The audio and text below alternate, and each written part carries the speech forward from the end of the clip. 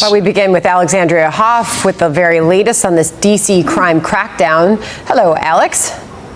Hi, Sandra. Good to be with you. Yeah, the president said today that crime is directly impacting the function of the federal government. Therefore, it is his job to do something about that. And he did today by invoking Section 740 of D.C.'s home rule. What that allows the president to do is take control of the city's police department under emergency conditions for a certain amount of time. So for now, the Justice Department will run D.C.'s Metropolitan Police Force. Attorney General Pam Bondi, who's fantastic, is taking command of the Metropolitan Police Department. In addition, I'm deploying the National Guard to help reestablish law, order, and public safety in Washington, D.C., and they're going to be allowed to do their job properly. So in a lengthy press conference today, the president brought up several recent examples of random crime, like the 21-year-old congressional intern shot and killed by a stray bullet last month, and a former DOJ staffer who was beaten after defending a young woman from a carjacking attempt. Well, D.C.'s attorney general, he's disputing all of this, mainly the overarching theme of today's presser, by saying the administration's actions are unprecedented, unnecessary, and unlawful. There is no crime emergency in the District of Columbia. Violent crime in D.C. reached historic 30-year lows last year, and is down another 26% so far this year. So on paper, violent crime and homicides, they are indeed down. There were 187 murders in D.C. last year, down from a recent high of 226 in 2021. But numbers are still above pre-pandemic levels. And to boot, the D.C. Police Union has accused MPD officials of falsifying crime data to make, quote, create a false narrative of reduced crime. Now, next month, the House Oversight Committee, they're going to bring in Washington, D.C. officials for a hearing. They want to hear about legislative solutions that they have to crime in this city. Sandra. All right, Alexandria Hoff live at the White House on that for us. Alex, thank you. John. All right, Sandra, let's bring in the Interior Secretary Doug Burgum, who was part of today's announcement and will be part of the plan to try to clean up Washington, D.C. Mr. Secretary, good to have you on today. As expected, the Democrats are giving this plan the big raspberry. Listen to what the Minority Leader Hakeem Jeffries said right after the announcement. He said violent crime in Washington, D.C. is at a 30-year low. Donald Trump has no basis to take over the local police department and zero credibility on the issue of law and order. Get lost. I mean, it is true, as Alexandria Hoff was pointing out, the crime is down in Washington, D.C., still above pre-pandemic levels. But I don't expect that's much comfort to people like the parents of Eric Tarpinian Yakum, who was gunned down and killed in that drive-by shooting back at the beginning of July. Well, that's exactly right, John and Sandra. Great to be with you. President Trump, compliments to him again for his leadership. These comments made by the other party are tone deaf to the actual reality of living in this city, and ask any young people that are coming here to try to work for the government. It's already one of the most expensive cities in the world, but it's also now one of the most dangerous cities in the world. And that does impair the function of government. President Trump has every right to declare an emergency.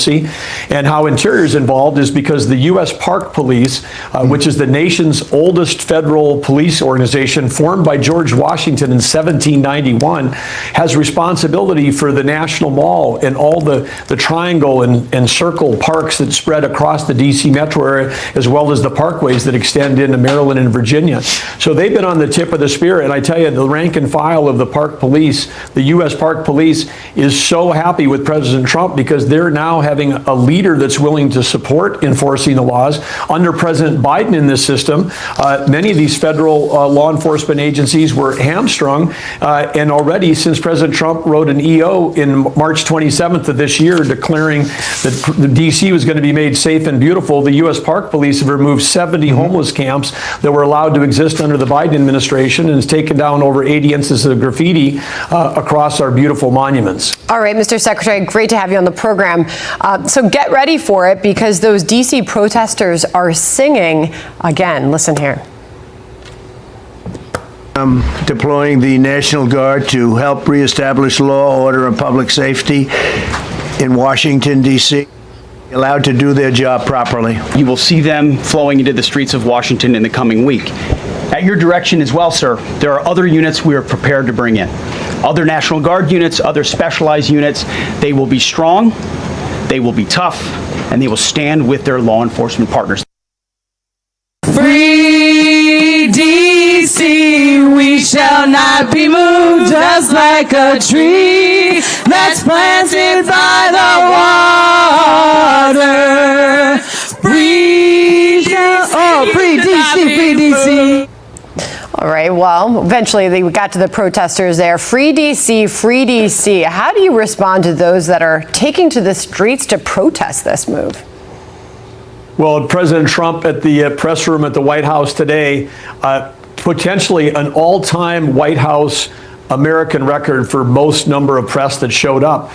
The press from around the world, the press that covers this thing, they live in D.C. President Trump opened the conference by saying, look, I'm sure all of you know somebody personally who's been mugged or someone who's been murdered, someone who's had crime committed against them, and the room was silent and nodding. I mean, this is not a partisan issue, and I don't know how the other party decides that they're going to make this a partisan issue, but certainly President Trump's on the right track. Police need strong leadership. Police need to know they have their back.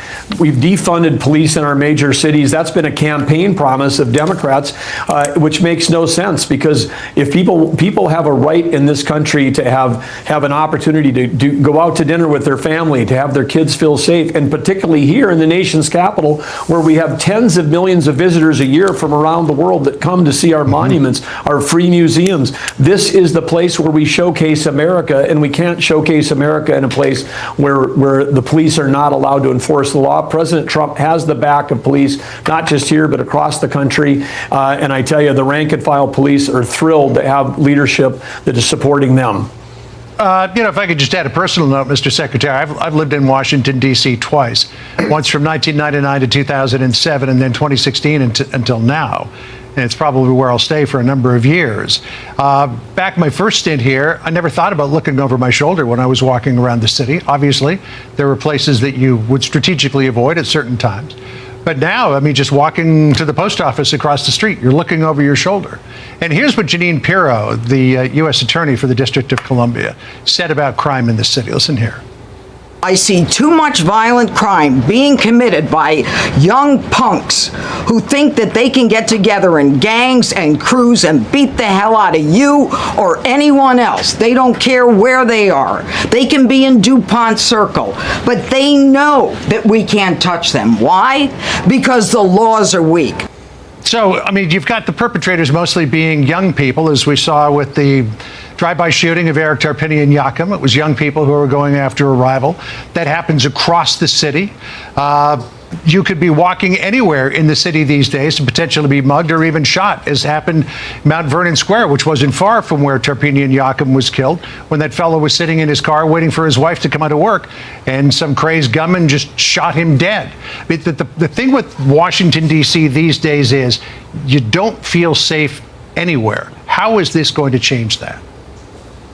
Well, I think we've seen President Trump, people said, how is the border ever going to be secure? And President Trump, unlike President Biden, President Biden said, oh, we need to have laws passed. We need more resources. President Trump got the job done. He got it done by leadership. President Trump himself is a walking deterrent, because people know what he says, that he means what he says, and he's going to follow up with what he commits to. And I know this both as prior as a governor, but now in interior, in 41% of the southwestern border between the Gulf and the Pacific Ocean is interior land.